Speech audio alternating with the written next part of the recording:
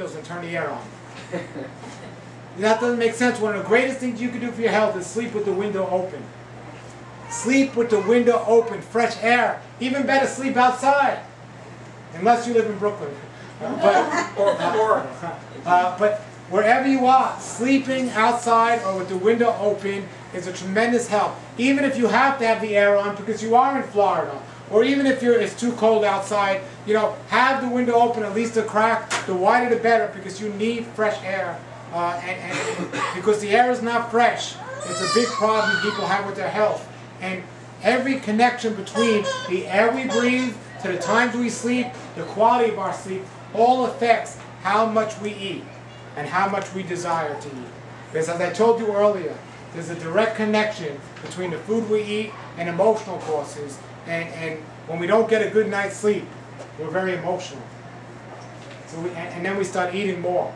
So we need to understand and get that down. Now, the ideal sleeping times are what? Well, we look at the ideal times to go to work in today's world is what? What are the ideal office hours? 8 to 5. 8 to 5, wow. It used to be 9 to 5, but now it's 8 to 5. Well, guess what the ideal sleeping hours would be? Take a wild guess. You just said it. 9 to 5. 8 to 5 or 9 to 5. Just change the AM to the PM. 9 PM to 5 AM. That would be the ideal time to be sleeping. Not practical, you say. Well, if you get up at 5 AM, you'll be pretty tired at 9 PM. But if you get up at 11 AM, I'm not going to be tired either at 9 PM. I'm going to be pretty wide awake. But that goes against what we should be doing, because if I'm getting up at 11 AM, I'm going to be eating at 9 PM. So we have to understand the way this works. And then finally we look at waking, the best times to wake. The best times to wake are with our daylight, the sun. When the sun comes up, that's the best time to wake, or even before the sun.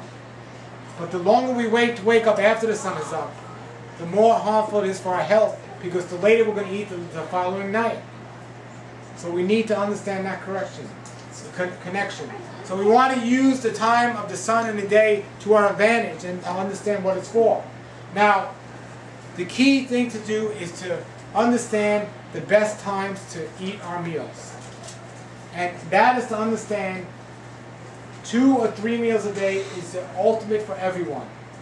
No one needs to eat more than 2 or 3 meals a day. Some people say, well, what if we're diabetic? Or what if we have some blood sugar problem? Or what if we want excuses to keep eating?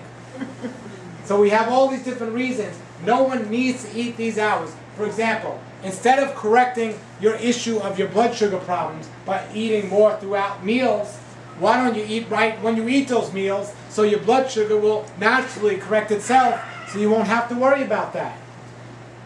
Instead of worrying about getting nutrients from eating a lot more food, why don't you eat high nutritious food when you eat, so you don't have to worry about eating extra food.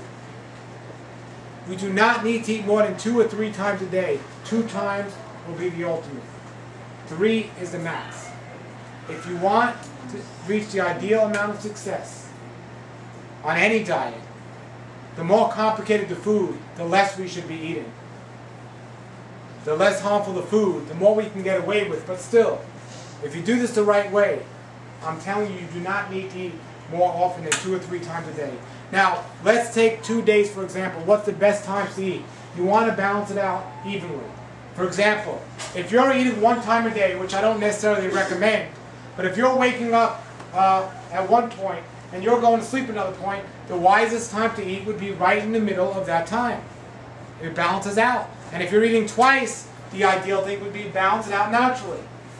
And 3 times and so on. 3 times balance it out. The ideal thing to do is get up with the sunrise and eat the beginning of the 3rd hour and the 9th hour of daylight, and go to sleep with the sunset.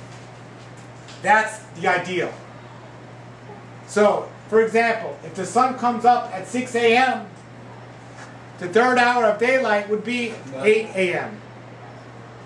The 3rd hour of AM would be around 8 AM. From 6 to 7 is the first, from 7 to 8 is the second, and from 8 to 9 is the third. Now, unlike the popular trend today where people jump out of bed and they run right to eat something, which isn't healthy either, if you go on this natural schedule, you'd get up when the sun comes out, you have 1 or 2 hours to start moving around, start working, and start waking up your body. working for the food like we're supposed to, and then sitting down to a good first meal. I'm not going to give a name for the meal because we already spoke about that, but you eat a good first meal. And then around the the ninth hour of the day, you eat your second meal. Now here's the thing to understand. If you go by the man-made clock, that time will be the same every day. But if you go by the clock of the sun and the moon, it'll never be the same time. Because the length of the days is always different. So 7 a.m. today, according to a clock, is 7 a.m. tomorrow. The problem you run into that was, right now, 7 a.m. it's dark outside. Last month, 7 a.m. it was light outside. So if you're eating at the same time, you're going to sometimes eat when it's dark, and that's what we don't want to do. The key is you have to count from the time the sun comes up. And that's how you determine those hours. Now I give a formula in my book how to figure this out, but what we have to understand is, regardless of what anyone says, there's 12 hours of the day and 12 hours of the night. However, the length of each minute is not necessarily 60 minutes.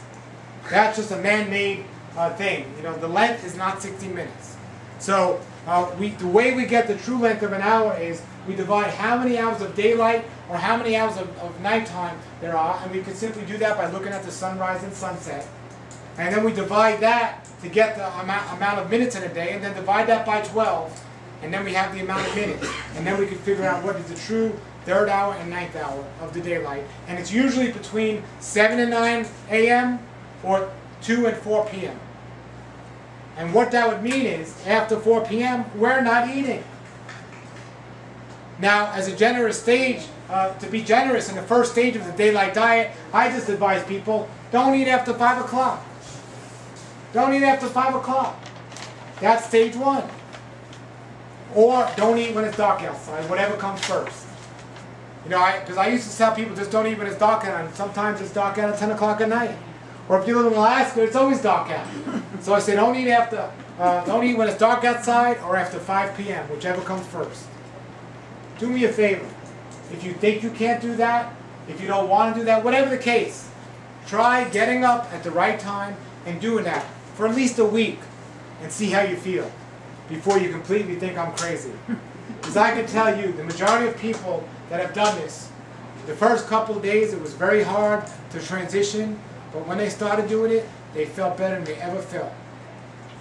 And you'll see, you get up in the morning when the sun comes up, and you eat at the right times. A lot of people say, well, I'm not hungry that early in the morning. Well, I never used to like eating that early in the morning until I stopped eating at night. Then I was pretty hungry in the morning. When I jumped out of bed, I'm not hungry, but if I'm doing some exercise or something else, then I'm ready to eat. So if you're not eating late at night, you'll be ready for a meal early in the morning. But if you're eating a midnight snack, I'm not going to be hungry in the morning at 7 a.m. either. But then you start eating your first meal of the day around noon, and then your second meal later and later and later, and then you never break the trend of eating at night. So we want to break that trend.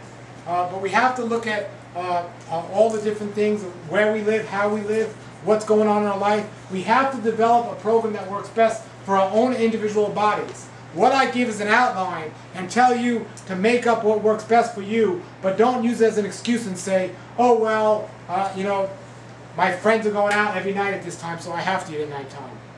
Well, you don't have to do anything. There are only very few circumstances where you really are in a situation where you might not have control over that. And even in those circumstances, you can change them or they will change. But everyone could pretty much eat and live according to the day. Some people say, well, I'm a night person. Well, you know, I'm a night person too if I wake up at noontime. But if I get up early in the morning with the sun and I eat and get in the habit of eating at the normal times, I'm pretty worn out at nighttime. And I'm excited to be up early in the morning. But there's a time where it takes to adjust to get used to that, but it does happen. You know, so we want to understand, you know, consistency is what's going to keep this working all the time for the most part.